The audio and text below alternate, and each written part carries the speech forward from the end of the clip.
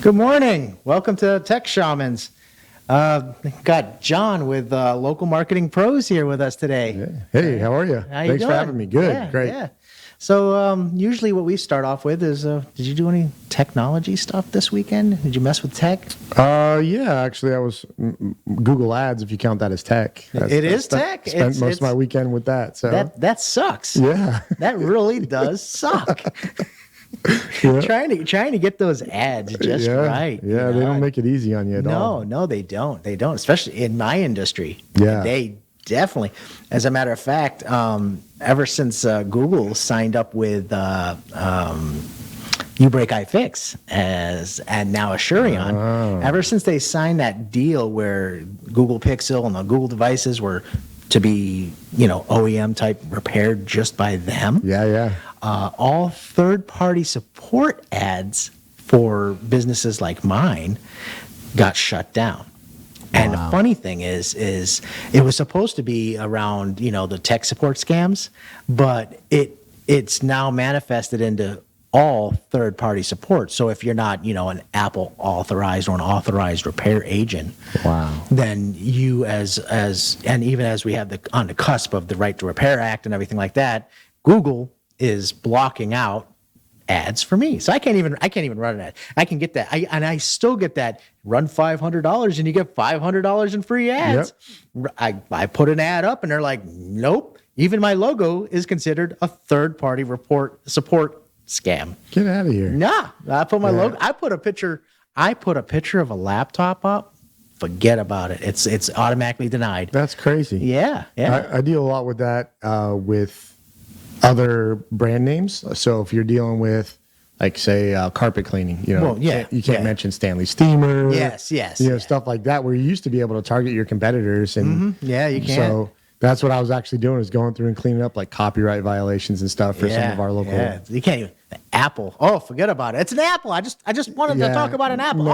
No, sorry, no. Man, that's terrible. I'm sorry about that. You can't do that. For your industry, that's terrible. Yeah, it is. It's really tough. It's tough, and even if I link it to. Funny thing is, I link it to my Pointy page, and Pointy's owned by Google now. Mm-hmm. They were bought out. There was it was an Irish company from Ireland area, Scotland, Ireland area, and it was old Google developer built the Pointy for retail establishments. A little box, 3G cellular. Yeah. Scan a UPC code, and it automatically uploaded, and they found the picture of the product, uploaded the product's name, and just said that it may be available. Contact the retail store for availability, that kind of stuff. Yeah. The more you scanned, the more they knew it was in stock, and all you had to do is just scan like you normally would as your regular product. It was a really great idea. Google bought it. Google bought it. Now it belongs to Google. I point to that. I'm a tech support scam, and it's their platform. I can't even connect to my Google My Business page as an advertised landing. Not even if I wanted to let alone my website. Just Google My Business page? Nope. Do they let you put computer support as a service, though? You can't do that. No. You can't even do virus removal. Look at you. You can't do that. What are you talking about? You're a scammer. Wow. Not that I've been testing all the Google stuff for years to come. I'm still a scammer, I guess. I don't know. So Apple's coming out with some pretty cool stuff here soon. Yeah. In September, we're going to be talking about the new iPhone. Apple's going to start talking about new stuff getting released, and they're kind of like hyping up kind of weird, gimmicky things, I think, and one of them is their smart display, and it's kind of like on your phone. You get to rotate it to landscape mode, and you get to have all these widgets, and you get to program it to do all these cool things. But really, in all truth and honesty, do we need an alarm clock sitting next to us, not on a bed next to us? I mean, when I'm done, I put my phone down on my wireless charger. I'm done for the night. I cover it up. I don't want to see light. Yep. That's the one thing. Gosh forbid a notification comes across. And on my wife's phone, forget about it. That one's annoying because she has the flashing light every time a text comes through. So it's in the middle of the night and a text flashes. So, some of these things, I don't I don't feel they're like selling points. What do you think? Well, I think the only time that might be beneficial maybe is if it's at our desk, and you got it there. But I'm the same thing. Like at nighttime, I don't even put mine on a charger anymore at night. I put it face down, as far over on the nightstand as I can get it. It's on silent. It's done. Like I'm done with it. No screen time. It's just like, and even the light from the charger annoys me. Yes. It's like that blue glow. And I'm like, I have a little handkerchief and I just like, toss it over. It's like, go to sleep, little one. Tuck it in for the night. I mean, at least my watch doesn't do it all night, you know, and that seems to be fine. Well, and they have the smart display for that too. Like you could actually turn that into a little tiny. Yeah, one of my kids got me one of the mounts like that, so I'll put it on there. That's the only thing I attach to it. I don't even use anything else. It's got all this stuff on it. I'm like, watch. Yeah, so I don't know. Did they explain the application of it? Like, I guess we'll have to wait for the announcement. Yeah, there's a little bit more on it. They're going to it's basically going to dim down the screen, kind of display the clock, but it's a little bit more. You can have notifications and different features added to it. Weather. Yeah, it's kind of like when the smart calendars, were starting to be big, and they still kind of are, but people don't really know about them. Or the mirrors, the smart mirrors. Yeah, kind of like that kind of setup. Little widgets and things like that are in there But the real estate on the phone, screen real estate, I don't think's really there for all that. No, and I agree. Again, most of the time when people are going to put their phone into that mode, it's going to be at bedtime. Yeah. And they don't need to be reminded that. I personally don't think anybody wants to be reminded that, it's now become a clock. Yeah. $1,000 clock. I might be able to get on board because I have like some smart switches and lights in the house. Yeah. So seeing if those are on, maybe see if the kids left the lights on. But come on, the advent of the Amazon lady. We won't say it just in case there's something in here, but it makes it so much easier. It does. I personally, hey, you turn the lights out. You're Which right. ones? All of them. All of them. Yes. Good night. They all go off. Yeah. I have a bunch of them all through the house. I use Zigbee or Z-Wave. I'm sorry, Z-Wave outlets and stuff because I want it to look natural in the house without anybody noticing. And I've changed the outlets and have the regular toggle switches that look like regular switches. How cool. And then I have I use Samsung SmartThings as the hub that connects to the Z-Wave devices. Nice. And then the other reason why I use the Samsung the SmartThings application, now they use an Anatech, and then some of the 2023 TVs have the Smart Hub built into them in the Samsung TVs. I didn't know that. Yes. Nice. And you can control Z-Wave devices with a little USB device that can plug into the TV and now control everything. The cool thing about the SmartThings is that they are open platform. You can get things from GitHub, and you can control so many different devices across different platforms. It's ridiculous. Yeah. And if you find something that doesn't work, we have a connector for IFT. So we can go ahead and, push so many different things. Like right now I got my washer hooked up. I got a Samsung washer, and when the washer gets done, I have it getting ready to send a notification, text message to the phone, and telling I have a Samsung, the old R1 speakers, and announcing and speaking over it for me. The washer is now done. Come on. Kids don't need to worry about it. The washer's done. Hey, the washer's done. Yeah, we go get the clothes out of the washer because I want to wash my clothes. Yeah. I hope my wife doesn't watch this episode because she'd make me change everything to that. I had a few things, and then my wife's like, I want the whole house connected that way. And I'm like, really? And so now I got the kitchen lights on. Alexa, turn off the kitchen light. I'm like, you sit 5 feet from the light switch. Yeah. But hey, it turns off.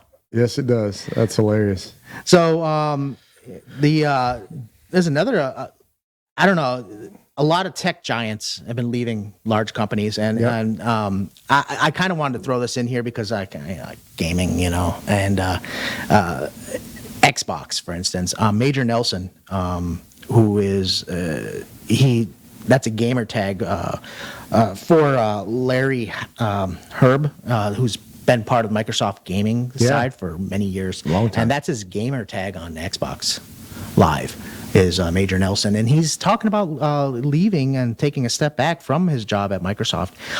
He's been part of the programming director for Xbox Live and since like 2001.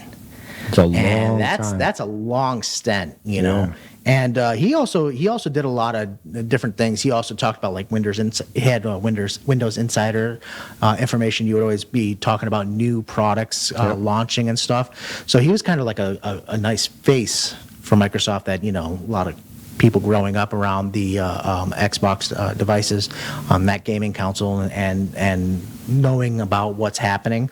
So he's going to be leaving, and I thought that was kind of like, you know, kind of interesting, you know. He's been around. I wonder where Microsoft's going with the whole Xbox platform. Yeah. It's kind of odd, you know. They have cloud gaming. Yeah. It's been weird times, like cross-platforming and connecting with PlayStation, and so many like, you know, like Microsoft trying to buy, was it Activision, and that whole fight going on, you know, because they're like, it's no longer about the power of the console, because it's more about the developers, the game developers, you know, who's going to have that number one title that's going to make the game or the console or the, you know, make the revenue for the company. It's no, my new TV has an Xbox app on it. Nice. And and because of my Xbox Live account, I can stream games directly to it and play them as if it's an Xbox console. It's disgusting. And I tried it, and I was playing Mortal Kombat. Mortal Kombat 11. I'm a PlayStation guy since we're talking tech. So I'm a PS5. You know, and so evil. Yeah, I have a dark side. Like you're a Samsung and smart things. I'm Apple TV and I'm Apple all the way. I hate Samsung phones. I don't like the Samsung platform when it comes to a phone because I don't like. Yes, it's powerful. Yes, it does what you would expect, but the problem is it's so open. They don't do updates are not, you know, not there. There's not enough. It's not fluid across the platform. Yeah. Every developer, every OEM gets to change it up, tweak it up, change the operating system. You know, you lose options. I just want my phone to work. Yeah, that's why I used to be that geek on Android that would ROM my phone with different ROMs and change the platform. And then a buddy of becomes mine unstable. You're like, a buddy of mine went to iPhone. He's like, just try it. You'll never go back. And he was right. Like it just works the way it's supposed to. Even though, you know, privacy is completely gone, it works. Yeah, exactly. But, and this isn't in the notes either, but since we're talking gaming and Xbox, what about the PlayStation lawsuit for the way they charge their producers? They have the monopoly on the store. Did you see that? No, I didn't see that. Got a class action lawsuit coming at them because of the way they force publishers to only sell in the PlayStation store, and they take like 30%. So the whole idea of the lawsuit is they have to inflate prices to get the same revenue they would get on the Xbox platform. That's great. So that's awesome. Yeah, that's going to be interesting. Yeah, I'll be watching for that settlement so I can get some of mine back. Yeah. All these games I bought, I overpaid. I could have got them on Xbox platform for $3 less. Well, that's a little more than $3. But, right. So, you know, I noticed your name of your company's Local Marketing Pros, and we are talking about some local listings by Google. How does that? Yeah. What is some of that information? How does that work? So local listings, they're basically directories online, and Google's always led the way with that because they've been the search giant. You know, and I think it's important for anybody with a business or even a side hustle needs to understand to be in voice search and the way the internet's changing with AI.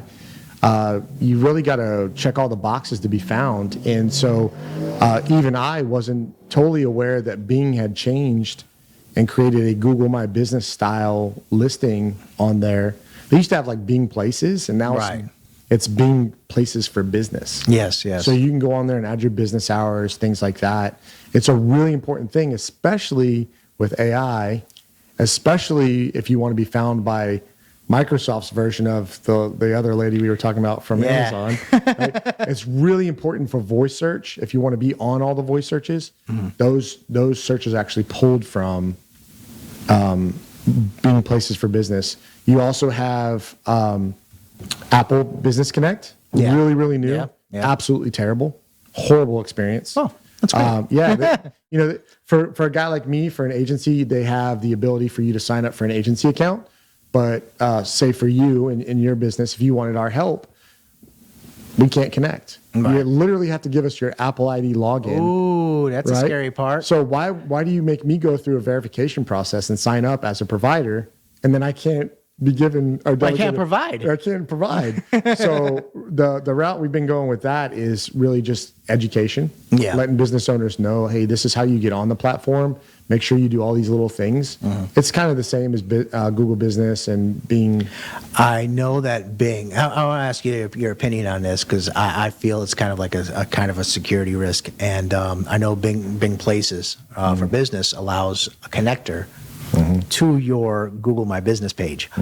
But as you try to connect, if you read what it says, that you allow Bing Places to control your Google My Business and or delete your Google My Business for the sake of the ability to make it easier and to bring the stuff over. Do you feel it should be connected or not connected? No, I like ultimate control for the business owner. You covered on a previous episode, never give up full control of your domain, never give up full control. Like there's certain things that you can't really help. Like when you give your website over to a host, if that host disappears tomorrow, you should have backup so you can go somewhere else. But ultimately they hold those files. So there's some things, but they don't have ultimate control, right? You can have backups. You should always have ultimate control of your email, your listings. So unfortunately, they hide a bunch of stuff like you've just described in their terms of service. And when you do connectors, typically if it's easy, it's probably worth a second look. Yeah. Spend the extra. It's really only going to take you 5 more minutes to do it manually. Yeah. Right? Just 5 more minutes. And then you have segregated. So if somebody hacks Bing and decides to delete millions of directories, yours isn't going to be one of them. Okay, right. That's good. That's good information because that's always a fear, especially in the technology industry and running small businesses. Trying to be able to make sure that your stuff is secured and safe. Like personally in my business, I bought my domain from one location. I host in a different location, and I keep those two separated, and then I email in a different location. We're the same way. Yeah. So that way, if somebody overtakes my hosting account, big deal. I still own the domain. They don't host my name servers. Well, they have my name servers, but they don't host my domain. So if they take over the whole account, they can't steal my domain from me. That's all over here, and then I got this over there, and I got this over here. So if you have a little hiccup, no big deal. If we got to rebuild, at least you can rebuild. You don't exactly, you don't have to or at least redirect. Like, say your website is compromised, and you wake up one morning and you search yourself on Google and you find out all these links on your website to Chinese or Russian sites, right? You can quickly redirect to your Facebook page where you figure out what happened and save your users from being compromised or seeing things that would be really embarrassing. Right? And then do risk mitigation, right? I think at the end of the day, too, I think, the site owners too could hold responsibility on some of that stuff if they're hosting risky information. They can be banned. Their domain can be banned. Their IPs can be banned. Blacklisted. If you wake up one morning and there is underage, inappropriate things on your website, you could be charged for that. Like legally charged and held accountable for it. So it's just really important to make sure.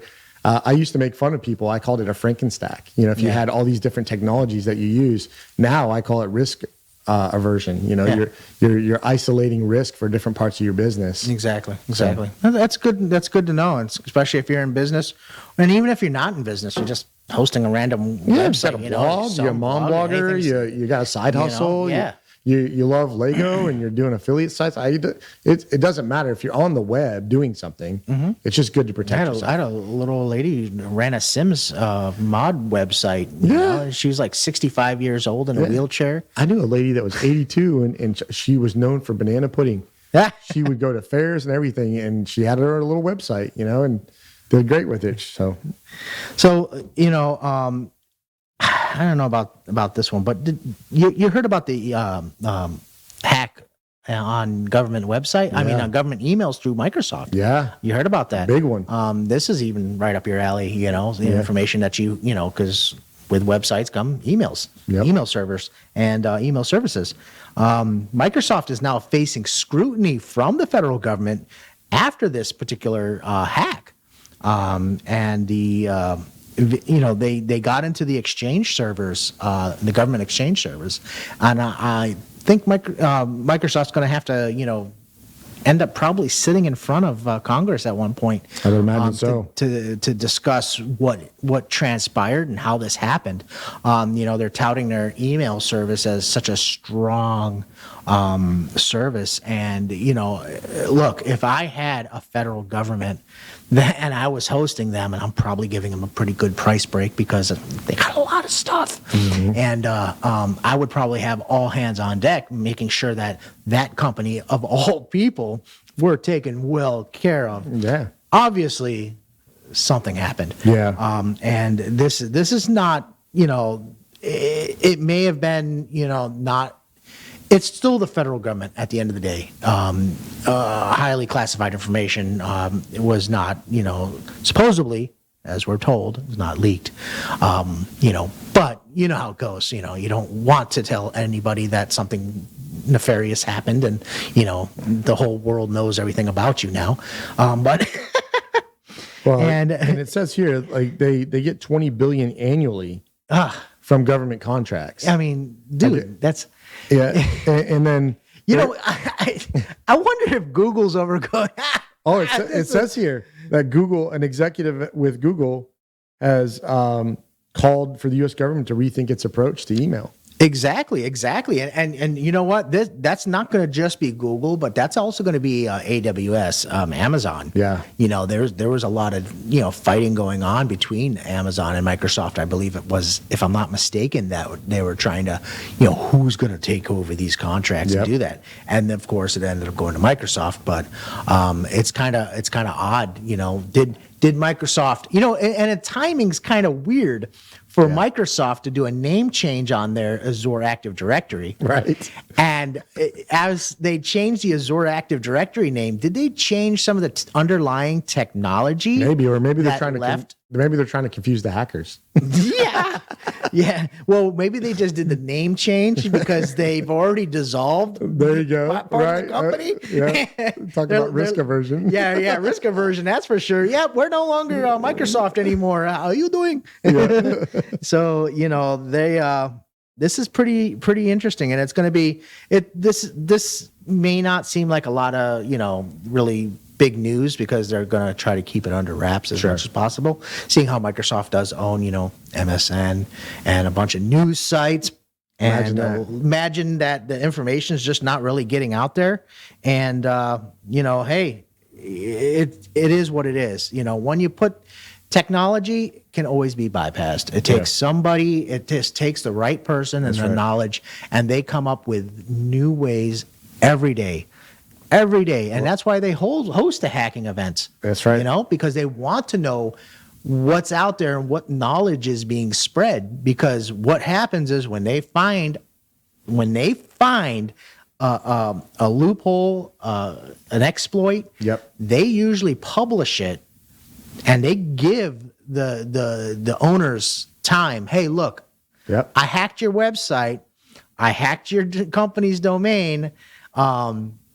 I think you need to fix this, you know, and I'm going to give you 2 weeks because I'm going to release this to everybody else who needs to know about it. And, you know, once it gets released in the wild, forget about it. These guys start, you know, building up packages and start sending out, you know. And it's good guys and bad guys. So bad guys will do it for money and exploit. Good guys will do it to make the web a safer place. Sometimes they get punished though. They do. They do. Well, and I've watched in some of the WordPress communities, somebody will identify a vulnerability for a plugin that's supposed to be a security plugin. Yeah. And they'll let them know, hey, you've got this vulnerability. And depending on how that reaction comes back from the producer or the publisher, whatever you call them, developer, depends on how the community will hold them accountable. Mm-hmm. And I've seen, CEOs and founders brush it off, and then they get absolutely blasted by thousands of users. So, the government's, especially with a security incident like this, they're never going to be fully honest with us, I don't think, just so that the world doesn't know necessarily how bad it was, even though I think we deserve the answers. Yeah, we do. It's funny, we're talking about security stuff, right? Yeah. And Microsoft just released an urgent patch update. Uh-oh. And that patch update is supposed to cover 100 different security flaws in your Windows-based PC. And the odd thing about this whole article is it was there yesterday. And the link is now broken. It is, isn't it? It sure is. Tom's guy. The page can't be found because Microsoft doesn't want any more bad publicity. So they deleted it from their PR department imploded. Their PR department's going delete. Well, when you read it, do you remember some of the major flaws? I was reading, but they're all security KBs installations that needed to be done. Thank goodness. Well, how'd you get it so quickly? Oh, nice. We can't see it that far. I can't. But there's a lot of security patches that need to be done. 0-day vulnerabilities. Yeah, a lot of 0 days that need to be patched. Your computers do Windows updates. Yeah. Tuesdays, Wednesdays. Yeah. All the time anyways. But a lot of people do not restart their computer or hit pause. I would suggest just go ahead and get it done and over with. Yeah. If there's some 0 days in there, you don't want to take any chances. Microsoft's been releasing a lot of funky things in the operating system, and just if you don't really know, you don't own the operating system. Microsoft does. Yeah. You may have bought a computer with Windows on it, but Windows doesn't belong to you. And no, you can't stop the updates. They will keep coming. Yeah. You have no choice. Yeah. And the biggest issue is right now is I've noticed Microsoft's doing like some of these back to this remote desktop help in your Windows PC. You'll notice there's like this little remote assist app. It's ridiculous. You know what? Don't even put it in the operating system. Average users don't know. You don't need to make it any easier for anybody else to get into somebody's computer. It's so quick for a phone call to come in, and somebody to fall victim to it. Yep. And why put the tools into the operating system that makes it so easy for somebody else to take over a computer? Just leave it out. Yep. If I am going to fall for the follow me to this website and go this far, then bad on me. But if I've already added it, just go to the app and click on Windows Assist. I will help you right now. Don't put it in there. And so if they are talking about 0 days, is this a product that needs to be patched to? Just do your own Windows updates. If your computer says it needs to restart to install the updates, just do it. It's the beginning of the week. 20 minutes, if you got a standard spinning hard drive, if that's what it takes, just patch it, get it done and over with, and you'll love living life. Yeah, yeah. You won't have to call me, saying somebody's in my computer. Yeah. Why is my computer saying to pay money? Why is my mouse moving by itself and everything's showing up in my trash bin? Yeah. The big thing is that they usually like to hide the desktop icons, the icons. Everything's gone. Oh my God! Yeah. It's like unhide. Those are my favorite YouTube videos to watch too when they reverse it. Oh yes. Those are awesome. Those are always fun. Yep. Yeah. So, did you buy anything on Amazon Day? Not on the day. Prime Day? Yeah, you didn't do almost, Prime Day. but no. Prime Day was pretty, I saw some pretty cool things on there. Yeah. I was kind of irritated because for some reason they decided to take my business account and say, you can't buy this item on your account. It's not available to you. After all these years of having it, just random TP-Link items and a few other items, it just I couldn't buy it. You know, I Really? didn't want it. I was just looking at the stuff, like the whole platform, like all the Samsung tablets, different tablets. I was like, looking, I can't. I'm restricted. I can call them up. They're like, we're sorry, but we're working on it. They're not working on it. They put a filter on me. I don't know what it's about. I'm like, dude, I'm in technology. This is my business account. Were you mean to the I was never the voice mean. operator? Never mean that you would talk to from your house? No, You very didn't tell her that nice. she's No, inferior very or nice. anything? But how do you compare to to Siri? We don't want to talk about that. So Amazon's saying they've had the largest sales day in history. Yeah. Through 375 million items bought during Prime Day. I wonder what the revenue is on it. Does it say? Yeah, the data collected, they spent 2 days, 12.7 billion. Yes, altogether 6.7, 6.4, Yeah, and 6.3. Oh my gosh. Unbelievable. And that is 6% up from last year's Prime Day. Did you see that buy now, pay later drove 927 million of it? Wow, that's a lot. That's up 20% year over year. Well, that's a new option they've Yeah. had, so they can't. I don't, that percentage doesn't make any sense. I mean, that's just a lot of people. At the end of the day, people love Amazon ability to be able to get something in their hands really fast. Quickly. So buy now, pay later type situations, they don't want to mess that up because they won't be able to get it later ever again. Yeah, I mean, even when they closed people out like Klarna found a way around it. Yeah. So you can still do your forepay. So it's pretty interesting. People, you look at technology, depending on your age and stuff. If you didn't grow up fully in technology, I grew up, I modems and whole 9 yards. Yep. Windows 98, 98 SE, 95, all the way back. Yep. And Windows 3.1. Yep, me too. Programming on that stuff, and then going up through, and then I matter of fact, I used to have a smart home that ran on Windows Millennium Edition. No way. Yeah, I used X10 devices. They only communicate one way, so you could tell. And in order to talk to your computer, you used a microphone, or you could pick up the phone. Yeah. I pick up my cordless phone, and when you hear the dial tone, you hit pound. And my computer would pick up the phone and say yes. And I'd say turn off the porch light, and you hear this loud clack. The light would go off. That's awesome. Hot dog. Yeah. And you could tell it to turn it on. But see, the thing is it couldn't tell whether or not it was on or off. Okay. It just sent the command and hoped that it reached its place and did its job. And it used power line technology. So everything went through, the phone lines went through the modem. Yeah. So the computer understood the modem. And you could do it from anywhere. Now, you couldn't pick up your beeper and do it, but you could pick up the payphone and you could call your house. Wow. And while the phone's ringing, you hit pound and the computer would pick up the phone. I had no idea. Oh, yeah. That's Dude, awesome. and the company was called, and they're still around, HAL, Home Automated Living. HAL 2000 was a software package. John, I can't do that, John. Wow. Yeah, it's pretty cool. Yeah, I used to mess with that stuff back in the day. So, technology has just changed. It's just exponentially. And it changes every day. And the things that you didn't think are being able to be done today, it's going to happen. Absolutely. Whatever you can imagine, it's going to happen. Yeah. It just takes that, these people's ideas and their thoughts are just the technology is not there. And that's why Apple does what it does.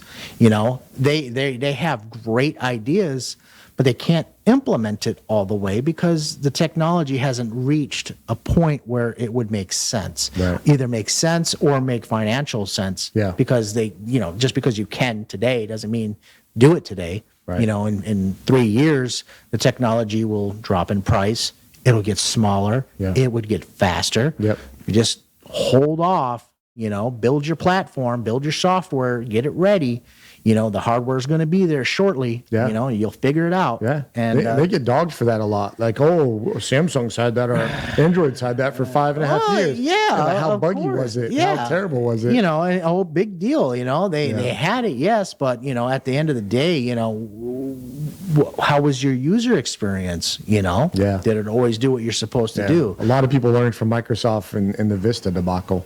Ah, You know, the operating system was way ahead of the hardware and just smoked stuff. yeah. You got Vista, you got Millennium, Vista. Yeah. let's jump on through each a Windows 8. Yeah. These are the ones you stay away from, Yeah, folks. yeah. Unless you got a Leapfrog death wish, I mean, or you really like to be frustrated, you know. And I still have people on Windows 8 coming. Oh, "Hey, yeah. I need to update. Oh, yes, you do. Yeah. You know why your computer's saying to update? Because you got to update. They gave you a chance. You said no. So. I don't know about this one. Microsoft releases a preview of an AI-powered Windows Copilot aimed to change how people use their computer. So, not everybody understands a lot of the Windows shortcuts, keys, copy paste. You know, you can use shortcut keys on your keyboard to change, do commands in the computer and make things happen, you know, using a Windows key to have the menu pop up, things like that, you know. So basically what Microsoft is doing is nothing that it already didn't have. They're just changing the name of something, making a little app for it, and repackaging Contour. Yeah. So AI-powered app. So you basically you tell the computer what you want to do. Yeah. And now it's going to do it. She's already there. She was already there. Yeah, she just searched the web. That's all she did. Now But we're just going to make it a plain name instead of. yeah, we're going to give it a different name. We're going to get rid of Contour. We're going to take away the video game reference, and we're going to go. We're going to go ahead and throw a little AI in there because, you know, hey, we bought the AI platform. Yeah. Because we bought own ChatGPT. Chat GPT. Yeah. And we For the just next decade, at we least. just pushed it out there to the public and then said, oh, there's a lot of good response. Let's put it in Windows. Let's put it, and they're adding it to Microsoft Office. They're doing it to everything. Everything. Yeah. Yeah. Yeah. So way faster than anybody else. yes, because Way faster. they already owned the platform. Yeah. They knew what it had. Yeah. They invested in it years ago. Yeah. They knew what And was then went going heavy when it went public in December, January, went really heavy in another investment. Yeah. Yeah. And the returns are going to be exponential for them. So how do you feel AI helps? Does it help you in your industry at all? 100%. Yeah. It's really sped up. You got to be careful, fact checking it, looking at what it provides. You know, Right. you still have to do your due diligence with it. But as soon as Google gave the green light for it and said, you know, we don't care where content comes from, as long as it's value, you know, adds value, we definitely use it as a base and inspiration for content, ideas, keyword research. Now, we have two competing platforms. Mm-hmm. You got Bard for Google. Mm-hmm. And actually have more than that. Yeah, well, no. And you got Chat GPT on the Microsoft end. We'll just talk about the two big players, okay? Yeah. But you have one of the world's biggest search engines and also the largest ad revenue technology, Google. Yep. So you build a website and you fact check it and you do what you need to do, but you built it in Chat GPT. Mm-hmm. They have tools out there that can say it was written by AI. Yep. What stops a platform from saying it was written by Chat GPT's AI, not Bard, and limiting your search results based on the fact that you use a competing software platform? Nothing's going to stop that. You know, we've seen that with ads already, right? Right. So I think that's where the process is important. Yeah. Right? So what we talk about is using AI optimized content, AI optimized information, and what we do.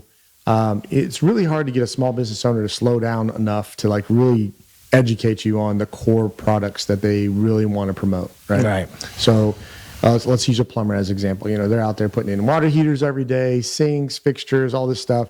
They don't want to slow down and explain to you a water heater process, right? ChatGPT can help you with that. It's all over the internet. They've scoured the internet. It can give you the process of installing a water heater, Right. And what a consumer.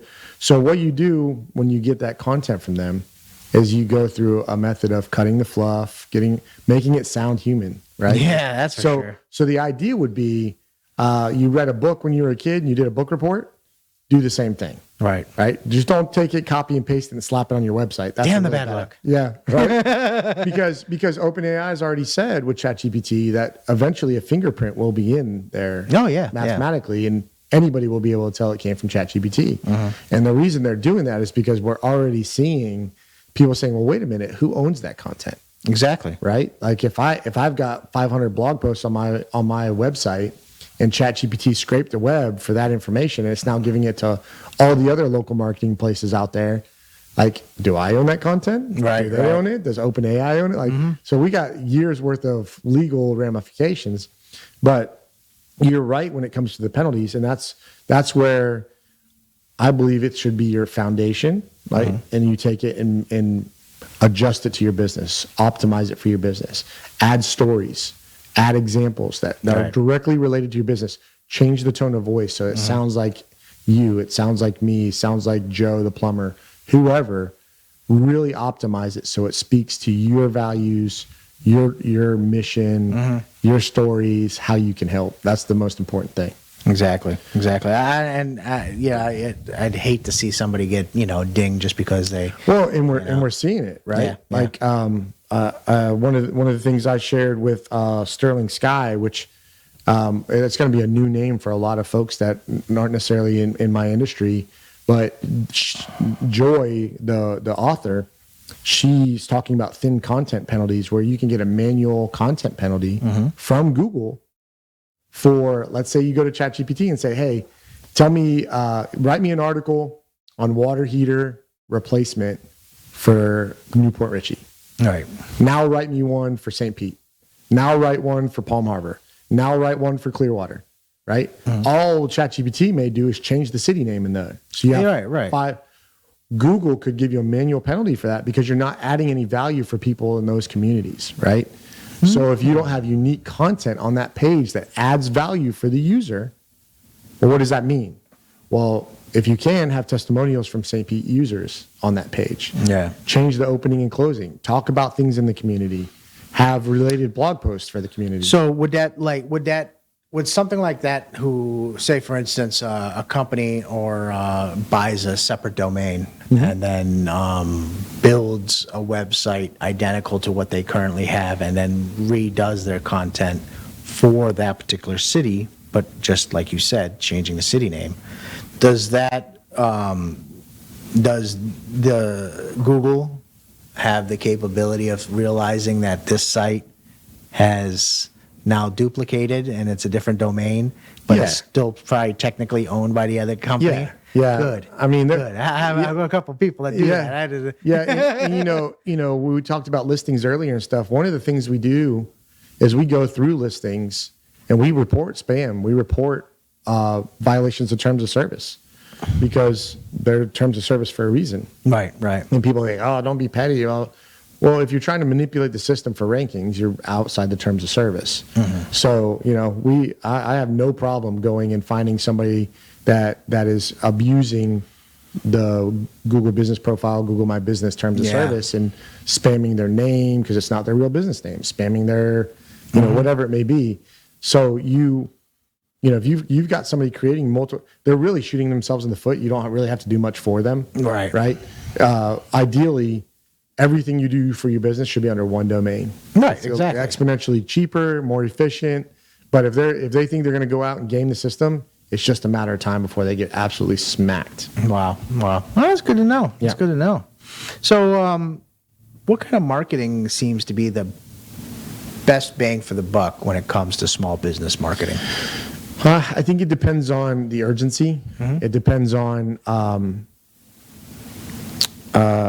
really the services too. So if you need business now, the first thing my mind's reeling. So if you're just starting out, the first place to start is Google Business Profile. Okay. Google loves that platform. They want your business on it. You go through some verification steps. It is the single fastest way to start getting the phone ringing and getting people to talk to your business. Beyond that, a website becomes another foundational piece of your marketing. Okay. So you want to have a website. And I'm not saying go out and spend thousands of dollars on a website. Right. You got to start on something super simple, buy a template, whatever. Obviously we want to stay away from places where we don't own the website. Yeah. If they shut down or get bought, your website doesn't disappear. So, there's tons of opportunity out there on WordPress. There's other platforms too. WordPress really has a learning curve, but it's really the most startup friendly in my opinion. Yeah. I've been working in it since 2005. So I was a website and a Google listing of the bare minimum, having a Google My Business page and having your website, listed within even if it's Google's a single platform. page, It's like a phone book. it is. It is like the Google or the search engines, directory listings, anything like that, is like the phone book of yesteryear. Yes. Okay.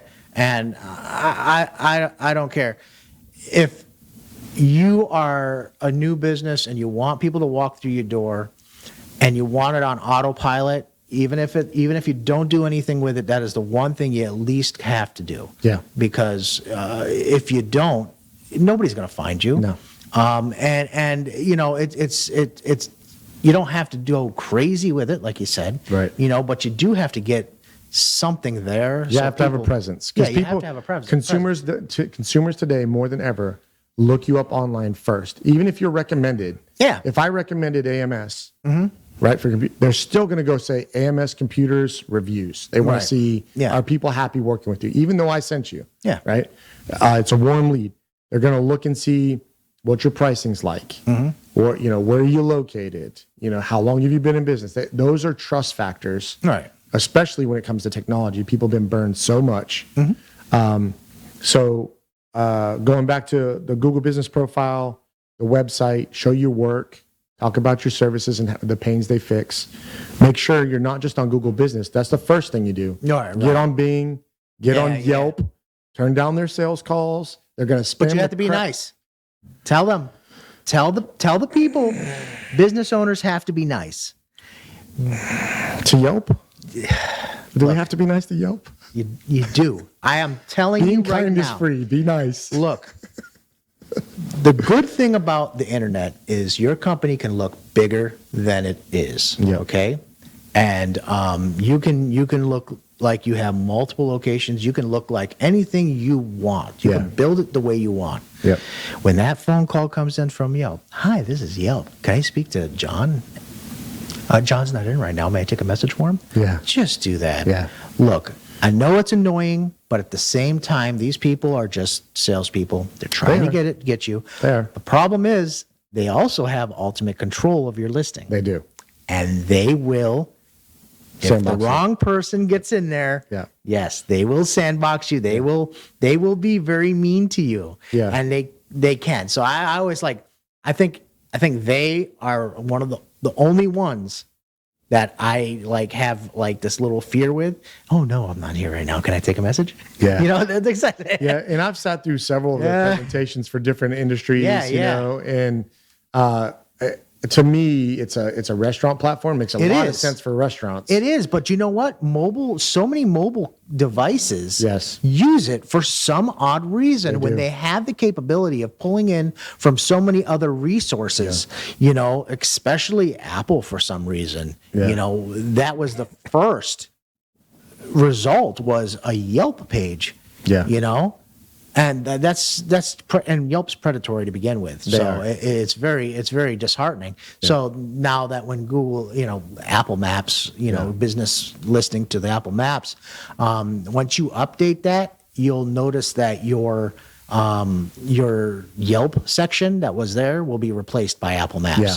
So now when you do a voice search, now you'll show up properly. And if you had reviews, then you'll have reviews show up. Yeah, and- Not the hidden non-recommended reviews by users that have been on that platform Yeah. for umpteen years. And it also gives you control too, right? So Yeah. if you take the time to navigate the insanity that Apple Maps, Business Connect or Connect Business, however they say it, if you navigate through that and you're brave enough to actually get it set up for your business, which you should do, I highly recommend you do that. You have ultimate control at that point. Right? Yeah. You can put in promos, you can put in And- pictures, and you can and- do all that stuff. Dude, that is the phone book. Not everybody goes to social media asking for recommendations. No. Word of mouth recommendations are one of the largest And behind that, you're gonna get people who are just out there randomly searching, especially people who just moved to a new area, right? Which we're seeing a lot of here, right? Yeah. So you get new people who move to an area, and 9 times out of 10, they don't go on social media and they go because they don't know anybody around the area to begin with, right? So why would they ask a group just because?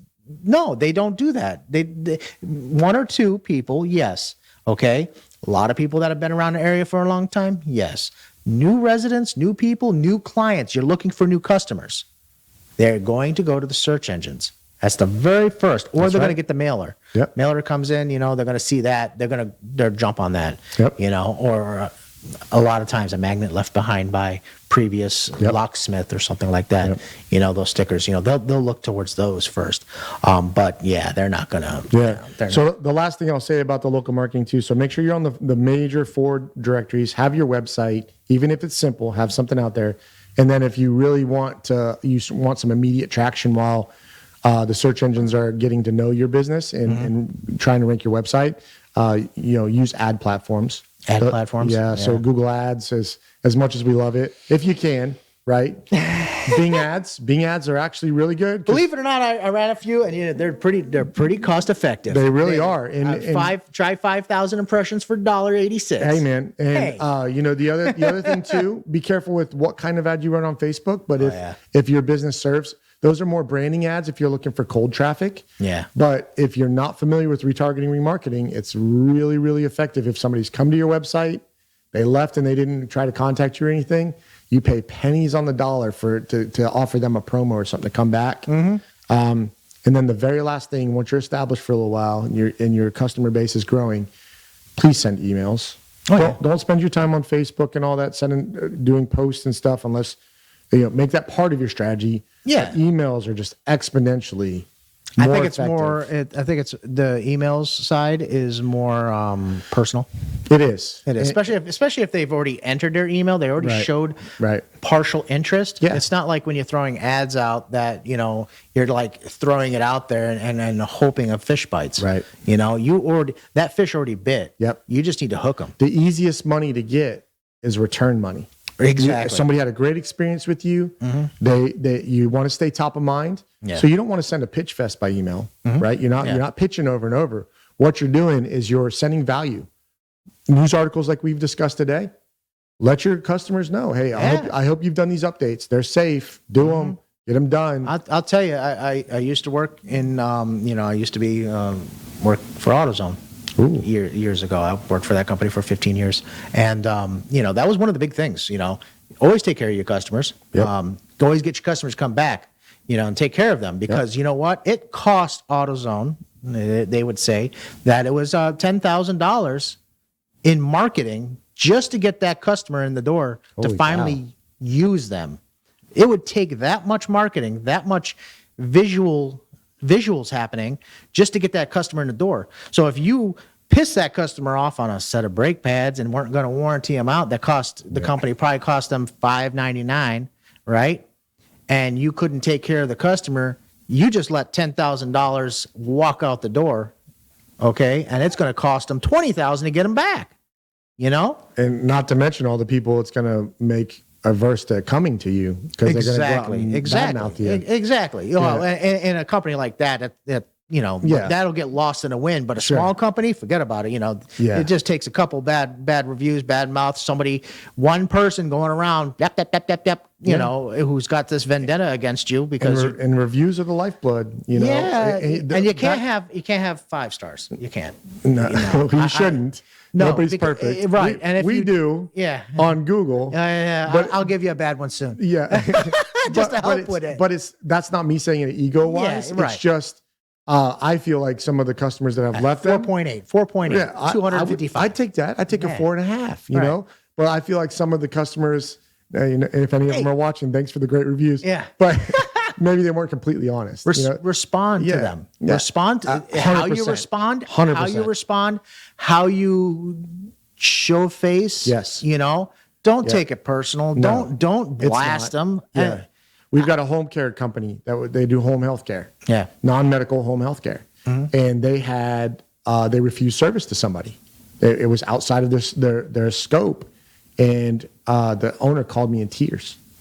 What do I do? I said, just respond. Yeah. Just say, hey, we're sorry you feel this way. Here's why we had to say no to you. Exactly. Right? And just lead with the facts. because people read that, they'll see the 1 Exactly. star and they'll see the reply and they're like, oh. If somebody left you a 1-star review or left you a negative review and you never responded, they don't know both sides of the story. Yeah. And they just read that review for a fact and they just take it. A wise man once told me there's 2 sides to every story and we find the truth in the middle. Right. And then so tell your side of the story. Exactly. And let your potential customers make a decision on how you responded. That's right. Is whether or not they want to do business with you. That's going to show your character big time. Exactly. And if you have good character, then they're going to be fine with it, and they'll read through it. They can. Yeah. It happens. Just like when I just made mention too, when you answer the phone, your phone call rings, smile when you're talking. It's the most, I don't know why I do it. I smile. I do and too. People can hear it in the voice. They can. They can understand, and they'll feel more comfortable and they'll want to use your services. Yeah, absolutely. But looks like we're getting down to the wire, guys. We got 1 minute left. So, if you have any information, anything you want to talk about on next week's show or anything, email us at techshamans at area52tv.com or message me online or however you want to contact John. If there's anything you want, particular subject, technology you want us to play with or test out, or if you have any questions for John from Local Marketing Pros, email us, message us, however you want to do it. Obviously, technology is out there. We can be connected somehow. So, you have anything you want to say? No, thanks for having me here. It was a blast to be here, and I really enjoyed it. Yeah, it was a great show. We talked about a lot of different things, coming with business, coming with technology, new things coming down the pipe, old things that are about to happen with Microsoft, and we'll talk to you again next week. Bye. Have a good one.